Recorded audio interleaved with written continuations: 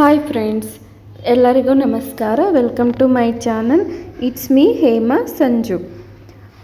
ಎಲ್ಲರೂ ಹೇಗಿದ್ದೀರಾ? I hope ಎಲ್ಲರೂ ಚೆನ್ನಾಗಿದ್ದೀರಾ ಅಂತ ಅಂದ್ಕೊಳ್ತಿದ್ದೀನಿ. ನಾನಂತೂ ಚೆನ್ನಾಗಿದ್ದೀನಿ. ಇವತ್ತಿನ ರೆಸಿಪಿ ಬಂದು ಗೋಂಗೂರ ಅಥವಾ ಪುಂಡಿ ಸೊಪ್ಪು ಅಂತೀವಲ್ಲ, ಅದನ್ನು ಬಳಸ್ಕೊಂಡು ಪಚ್ಚಡಿ ಮಾಡ್ತಾಯಿದ್ದೀನಿ. ಇದು ಆಂಧ್ರ ಸ್ಟೈಲಲ್ಲಿ ಮಾಡ್ತಿರೋದು ನಾನು. ಇದು ಗೋಂಗೂರ ಪಚ್ಚಡಿ ಅಂತೀವಲ್ಲ ಅದನ್ನು. ಅನ್ನಕ್ಕೆ ಅಂತೂ, ಬಿಸಿ ಅನ್ನಕ್ಕಂತೂ ತುಂಬಾ ಚೆನ್ನಾಗಿರುತ್ತೆ. ಯಾರು ಬೇಕಿದ್ದರೂ ಈಸಿಯಾಗಿ ಮಾಡ್ಕೊಳ್ಬೋದು. ಬನ್ನಿ ಹೇಗೆ ಮಾಡೋದು ಅಂತ ಪ್ರೋಸೆಸ್ ನೋಡ್ಕೊಳ್ಳೋಣ. ಮೊದಲಿಗೆ ಸ್ಟವ್ ಆನ್ ಮಾಡಿಕೊಂಡು ಕಡೆ ಇಟ್ಕೊಳ್ಳೋಣ.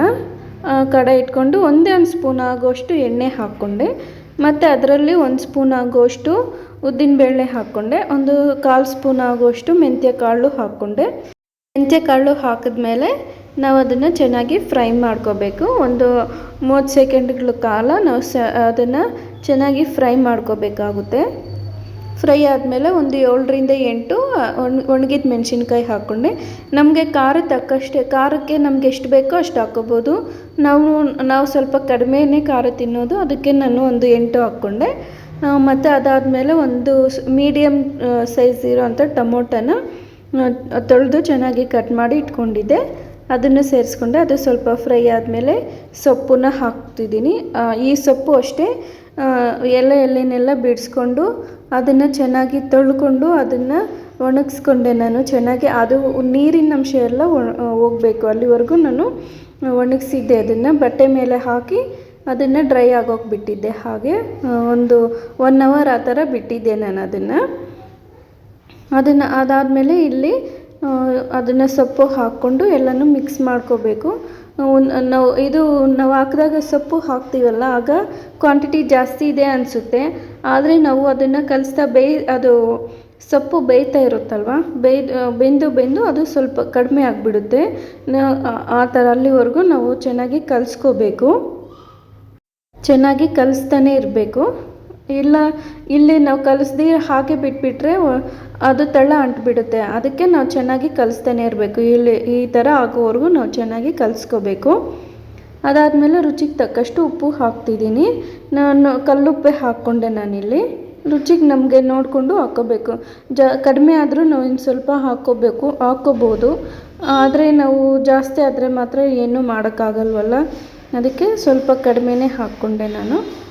ಉಪ್ಪು ಹಾಕ್ಕೊಂಡು ಆದಮೇಲೆ ನಾನು ಸ್ಟವ್ ಆಫ್ ಮಾಡಿಕೊಂಡು ಒಂದು 10 ನಿಮಿಷ ಹಾಗೆ ಬಿಟ್ಟೆ.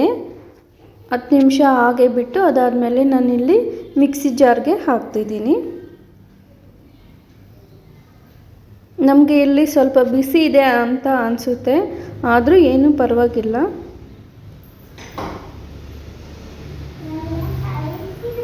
ಎಲ್ಲನೂ ಮಿಕ್ಸಿ ಜಾರ್ಗೆ ಹಾಕ್ಕೊಂಡೆ.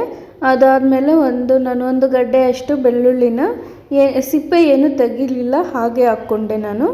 ಮತ್ತು ಒಂದು ಗಡ್ಡೆ ಈರುಳ್ಳಿನ ಈ ಥರ ಕಟ್ ಮಾಡಿ ಇಟ್ಕೊಂಡಿದ್ದೆ. ಒಂದು ಸ್ವಲ್ಪ ಇತ್ತಲ್ವ, ಅದನ್ನು ಮತ್ತೆ ಲಾಸ್ಟಲ್ಲಿ ಹಾಕ್ತೀನಿ. ಇಲ್ಲಿ ಸ್ವಲ್ಪ ಹಾಕ್ಕೊಂಡು ಅದನ್ನು ಚೆನ್ನಾಗಿ ಗ್ರೈಂಡ್ ಮಾಡ್ಕೋಬೇಕು. ಈ ಥರ ಗ್ರೈಂಡ್ ಮಾಡ್ಕೋಬೇಕು. ನಾವು ಫುಲ್ ಗ್ರೈಂಡ್ ಮಾಡಬೇಕು ಅಂತೇನಿಲ್ಲ, ತರ್ತರಿಯಾಗಿರಬೇಕು. ಅದಾದಮೇಲೆ ಅದಕ್ಕೆ ಒಗ್ಗರಣೆ ಕೊಡೋಣ. ಸ್ಟವ್ ಆನ್ ಮಾಡಿಕೊಂಡು ಕಡೆ ಇಟ್ಕೊಂಡೆ. ಇದಕ್ಕೆ ನಮಗೆ ಸ್ವಲ್ಪ ಎಷ್ಟು ಬೇಕೋ ಅಷ್ಟು ನೋಡಿಕೊಂಡು ಎಣ್ಣೆ ಹಾಕ್ಕೋಬೇಕು. ಅದಾದಮೇಲೆ ಸ್ವಲ್ಪ ಸಾಸಿವೆ ಹಾಕ್ಕೊಂಡೆ. ಸಾಸಿವೆ ಮತ್ತು ಜೀರಿಗೆ ಎರಡನ್ನೂ ಸೇರಿಸ್ಕೊಂಡು ಅದು ಚಿಟಪಟ ಅಂತ ಸಿಡಿಬೇಕು, ಅಲ್ಲಿವರೆಗೂ ಬಿಟ್ಟೆ ನಾನು. ಅದು ಚಿಟಪಟ ಅಂತ ಸಿಡಿದ ಮೇಲೆ ಉದ್ದಿನಬೇಳೆ 1 ಸ್ಪೂನ್ ಆಗೋಷ್ಟು ಉದ್ದಿನಬೇಳೆ, ಒಂದು ಅರ್ಧ ಸ್ಪೂನ್ ಆಗೋಷ್ಟು ಕಡಲೆಬೇಳೆ ಹಾಕ್ತಿದ್ದೀನಿ. ಕಡಲೆಬೇಳೆ ಎರಡನ್ನು ಚೆನ್ನಾಗಿ ಫ್ರೈ ಮಾಡ್ಕೋಬೇಕು. ಎರಡು ಚೆನ್ನಾಗಿ ಫ್ರೈ ಆಗಬೇಕು, ಅಲ್ಲಿವರೆಗೂ ನಾನು ಹಾಗೆ ಕಲಿಸ್ತಾ ಇರಬೇಕು ಅದನ್ನು. ಅದಾದಮೇಲೆ ಒಂದು ಗಡ್ಡೆ ಬೆಳ್ಳುಳ್ಳಿನ ಕ್ರಷ್ ಮಾಡಿ ಇಟ್ಕೊಂಡಿದ್ದೆ, ಅದನ್ನು ನಾನು ಸೇರಿಸ್ಕೊಂಡೆ ಇಲ್ಲಿ. ಅದು ಬೆಳ್ಳುಳ್ಳಿ ನಮಗೆ ಸ್ಮೆಲ್ಲೆಲ್ಲ, ವಾಸಿ ಸ್ಮೆಲ್ಲೆಲ್ಲ ಹೋಗಬೇಕು, ಮತ್ತು ಅದು ಕಲರ್ ಚೇಂಜ್ ಆಗಬೇಕು, ಅಲ್ಲಿವರೆಗೂ ಹಾಗೆ ಬಿಟ್ಟಿದ್ದೀನಿ ನಾನು. ಫ್ರೈ ಮಾಡಿಕೊಂಡೆ ಚೆನ್ನಾಗಿ. ಅದಾದಮೇಲೆ ಒಂದು ಮೆಣಸಿನ್ಕಾಯಿ, ಒಣಗಿದ ಮೆಣಸಿನ್ಕಾಯಿನ ಹಾಕ್ತಿದ್ದೀನಿ. ಮತ್ತು ಕರಿಬೇವು ಸೊಪ್ಪು ಹಾಕ್ಕೊಂಡೆ.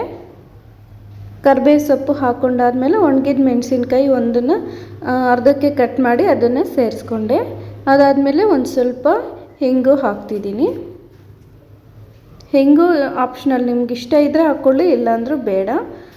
ಹಾಕ್ಕೊಂಡು ಎಲ್ಲ ಮತ್ತು ಗೋಂಗೂರನ ನಾವು ಪಚ್ಚಡಿ ಮಾಡ್ಕೊಂಡು ಇದ್ವಲ್ಲ ಅದನ್ನೇ ಇಲ್ಲಿ ಸೇರಿಸ್ಕೊಂಡಿದ್ದೀನಿ.